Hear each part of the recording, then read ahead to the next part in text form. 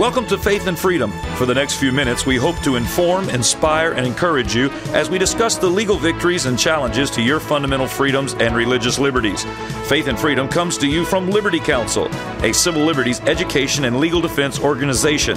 Join us now as Matt Staver, the President and General Counsel of Liberty Counsel, explains the latest legal issues all across this country in the courtrooms of America. Liberty Counsel is winning the battle for your constitutional freedoms.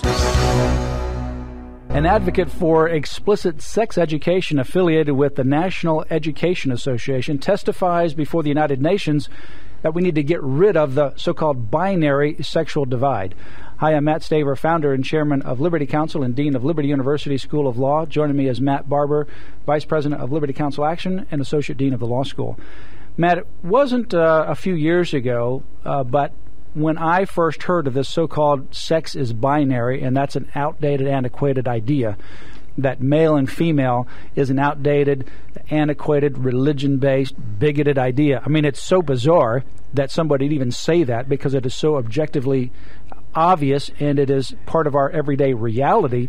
For someone to deny that is just unthinkable. But now what you have is here seeing this being advocated at the United Nations level as well. Yeah, Diane Schneider, who is affiliated with the National Education Association, has testified before the United Nations that they need to have mandatory classes teaching about homosexuality, transgenderism, and doing away with notions of binary sexuality, which they've even attached a label to this now.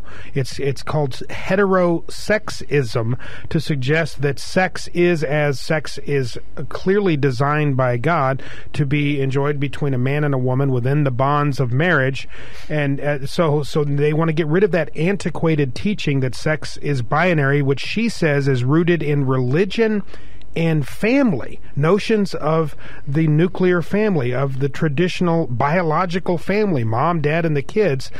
So, Matt, this really boils down to, as we have often said here, this is a clash of worldviews. This is not just sexual perversion. This is a rebellion against God and against His design for human sexuality and the family. Here she is telling the UN, we need to make that mandatory in our public schools across the world. Yeah, that's right. In fact, she says we need to do this as a mandatory aspect of sex education. She goes into certain things that she thinks need to be taught.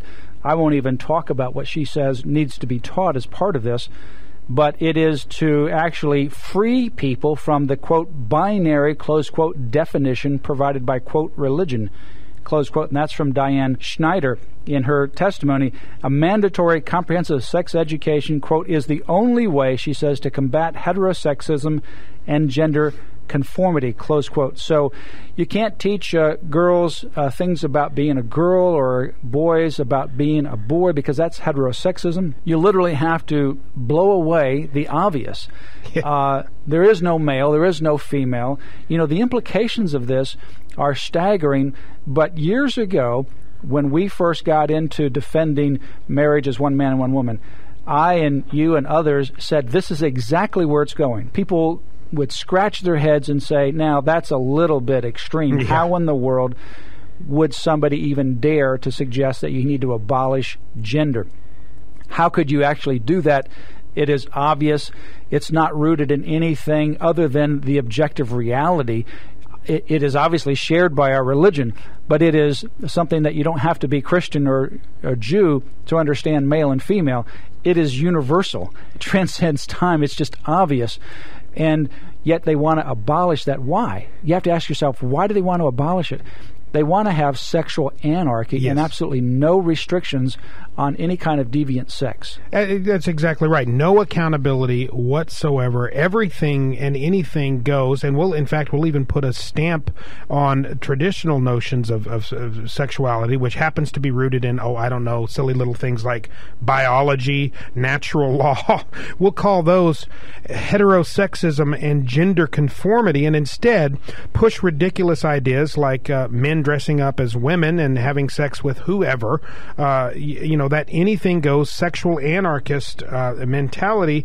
She says, also Schneider says here, quote, we must make these issues a part of every middle and high school student's agenda. that's staggering. That she says that those who oppose promotion of homosexuality, transgenderism, so-called, and so forth are, quote, stuck in a binary box that religion and family create. This is an attack against religion. It's an attack against the family. It's an attack against God. And when you obliterate the obvious, like human sexuality, male and female, you literally have obliterated all kinds of objectivity. There is no more common platform in which to have a communication. You literally have obliterated everything. I mean, this is the most philosophical concept that you could imagine, that what you actually see is not what you see. It's only what you think. And that's really where this is going, to literally abolish all objectivity, and to abolish any kind of restriction or normality on human sexuality. Now, the NEA website, it did not include documentation of Snyder's work. However, it does have confirmation of her role with the National Education Association in several places, including a program for the Gay, Lesbian, Straight Education Network's event, and maybe you can talk about that a little bit later, GLSEN, in Hudson Valley, New York, where she, Snyder, who gave this testimony before the United Nations, is listed as offering a workshop under the National Training Program on Safety, Bias, and GLBT Issues, which is a program of the National Education Association. Yep, they keep pushing the envelope. All of this comes on the heels of a report at a Northwestern University, for instance, where a professor there, a sexology professor, with a class of nearly 600 students as young as 18 years old, had an after class right there in the classroom display actual pornographic live sex display, but with a man and a woman, and I can't even get into details.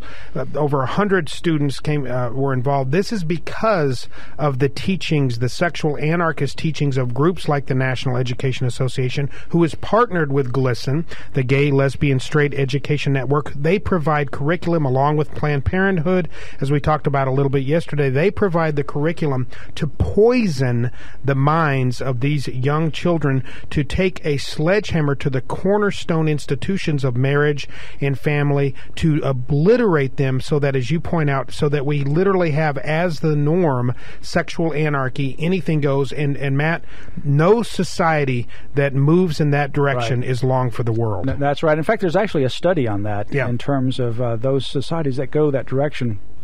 They end up crumbling economically and otherwise as well. But GLSEN's founder, Kevin Jennings, is now employed in a new location in Washington, D.C. He is President Obama's so-called Safe Schools and Drug-Free School Zone czar. And his idea of a safe school is one that indoctrinates on radical homosexuality and even pedophilia. I mean, he thinks that having sex with children is natural and healthy for the child to explore their gender identity. They teach public school teachers how to indoctrinate kids at very young ages in this radical sexualism. The cognitive dissonance that this creates in your mind. This guy is the safe school czar. He's the last person on the face of the earth, and an admitted, unapologetic former drug abuser. Former, we say, we don't know. And his organization, GLSEN, recommending readings that talk about little kids in kindergarten, first grade having orgies in bathrooms, and little boys having sex with men as a wonderful experience. This is what the reading materials that they're recommending to your children. This is his organization. These are the people that are teaching our kids about sex and sexuality. It's unconscionable. Folks, this consequence of elections are serious, and the consequences of having the 2008 election go the way it did has huge ramifications. We've talked this week about how President Obama has taken away funding for abstinence education and instead put millions and millions of dollars into Planned Parenthood and pro-abortion activities both in America and around the world. We've talked about how he's taken this person who founded GLSEN and then put him in the Department of Education to be able to indoctrinate this radical sexual anarchy onto onto our public school children, your children, our grandchildren as well. Elections have consequences. That's why, as we move forward into 2012, we need to restore the values that make America great. America is an exceptional nation, but its exceptionalism can go away if we simply neglect it and we put wrong people in office. I encourage you to participate in the Awakening 2011. April 8 and 9. That's a time where people from around the country are going to be converging on the campus of Liberty University at Lynchburg, Virginia. Over 40 confirmed speakers. Go to theawakening2011.com. That's theawakening2011.com. The tickets are free, but you do need tickets, and you can get those at theawakening2011.com.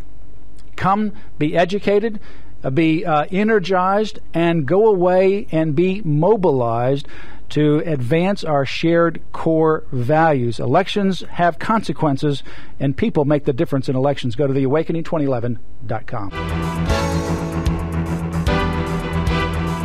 You have been listening to Matt Staver of Liberty Counsel. Our hope is to encourage and inspire you to stand up for your faith, family, and freedoms. We can accomplish a lot when we work together. Get informed and get involved today. Sign up for our free monthly newsletter, The Liberator. We will send it out to you free of charge. Stay informed with our Liberty Alert email update. Just click on the website at www.lc.org or call us at 1-800-671-1776. Tune in next time to learn more about your rights right here on Faith and Freedom.